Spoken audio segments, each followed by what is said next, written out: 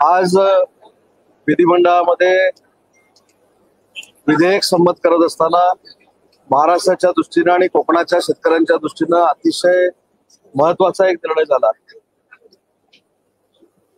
मागच्या वेळी अधिवेशनामध्ये एक विधेयक झाड तोडल्यानंतर 50,000 रुपये दंड अशा विधेयकाचा ऑर्डिनन्स आम्ही काढलेला होता आणि त्याच्यानंतर आचारसंहिता लागल्यामुळं आमच्या विशेषतः कोकणातल्या शेतकऱ्यांची जी मागणी होती, जे शेतकरी झाडं तोडून त्यांची उपजीविका करतात परंतु परवानगी घेऊन ते झाडं तोडतात, अशा लोकांची जी मागणी होती ती आचारसंहितेमध्ये आम्ही पूर्ण करू शकलो नाही। आज वृक्षतोडीच्या संदर्भातलं विधेयक मी स्वतः विधानसभेमध्ये मांडलं, त्यावेळी राज्याचे मुख्यमंत्री आदरणीय देवेंद्रजी फडणवीस साहेब ते सभागृहामध्ये उपस्थित होते आणि कोकणातल्या शेतकऱ्यांच्या मागणीनुसार या विधेयकाला स्थगिती देण्याचा निर्णय माननीय मुख्यमंत्री महोदयांनी घेतलेला आहे। 1,000 रुपयाचा दंड जो 50,000 रुपये केला होता, त्या दंडामध्ये वाढ करण्याचा निर्णय नक्की झालेला आहे, परंतु तो 50,000 असावा, 25,000 असावा की 10,000 रुपये असावा, यासाठी एक समिती गठीत करून 90 दिवसामध्ये हा निर्णय घेण्याचे सुतोवाच माननीय मुख्यमंत्र्यांनी केलेले आहे।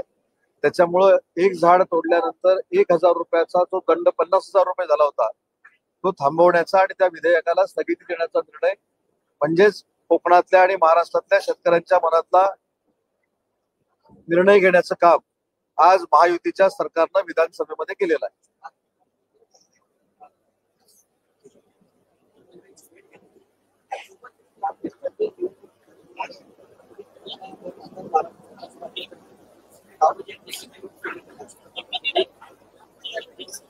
नाही, या भेटीकडे बघताना मी अजिबात राजकीय बघत नाही। महाराष्ट्र राज्याच्या मुख्यमंत्र्यांना विरोधी पक्षाच्या पक्षप्रमुखांनी येऊन भेटणं हे काही देशामध्ये नव्यानंच झालेलं नाही, अनेक राज्यांमध्ये असं घडलेलं आहे, महाराष्ट्र राज्यामध्ये घडतंय। संवाद ठेवणं, संवाद ठेवून विरोधकांना घेऊन बरोबर जाणं हीच भूमिका माननीय एकनाथ शिंदे साहेबांची कायमस्वरूपी राहिलेली आहे, देवेंद्रजी फडणवीस साहेबांची राहिलेली आहे आणि म्हणून देवेंद्रजींना मुख्यमंत्री म्हणून ते जे भेटले तो एक लोकशाहीतला भाग होता असं मी समजणारा एक कार्यकर्ता आहे। त्याच्यामुळे त्याच्यामध्ये राजकीय काही वेगळी चर्चा झाली असेल त्याच्याशी मी अजिबात सहमत नाही आणि म्हणून जी भेट झाली त्याचं मी स्वागत करतो। आम्ही आता भविष्यामध्ये महायुती म्हणून जे काही निर्णय घेऊ त्या निर्णयाला शिवसेना उभाठा पाठिंबा देईल याची खात्री देखील व्यक्त करतो।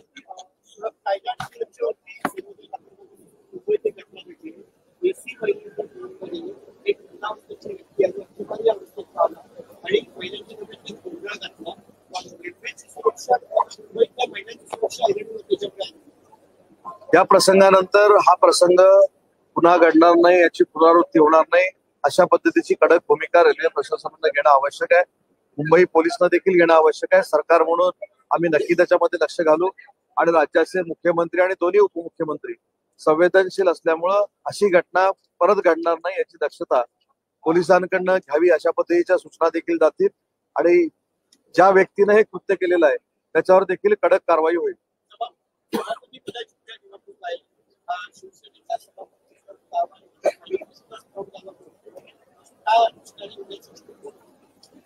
विधान परिषदेच्या सभापतीची निवडणूक उद्या होते। सभापती कोण असावा, भाजपचा असावा, शिवसेनेचा असावा की राष्ट्रवादी काँग्रेस पार्टीचा असावा हे ठरवण्याचे शिवसेनेचे सगळे अधिकार आमचे मुख्य नेते एकनाथ शिंदे साहेबांना आम्ही दिलेले आहेत। त्याच्यामुळे एकनाथ शिंदे साहेब विधान परिषदेच्या सभापती पदाबाबत जो काही निर्णय घेतील तो आम्हाला मान्य आहे।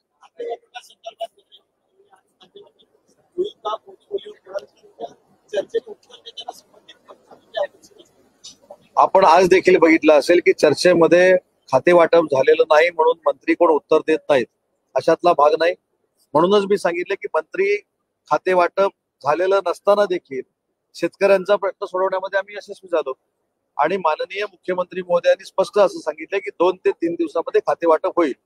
दुसरा दिवस आज रात्री 12 वाजता संपणार आहे आणि तिसरा दिवस उद्या 12 वाजता संपणार आहे। त्याच्यामुळे उद्या 12 वाजेपर्यंतची मुदत आहे सांगितलेल्या आश्वासनाला, त्याच्यामुळे उद्या 12 वाजायच्या अगोदर खाते वाटप होईल याची आपण सगळ्यांनी खात्री करावी। मगाशी जे मी शिवसेनेच्या बाबतीमध्ये सांगितलं तेच याचं उत्तर आहे। या सगळ्याचे अधिकार शिवसेनेने माननीय मुख्य नेते राज्याचे विद्यमान उपमुख्यमंत्री माननीय एकनाथ शिंदे साहेबांना दिलेले असल्यामुळं ते जे ठरवतील ते आम्हाला मान्य राहील आणि शिवसेना म्हणून ते आम्ही मान्य करू.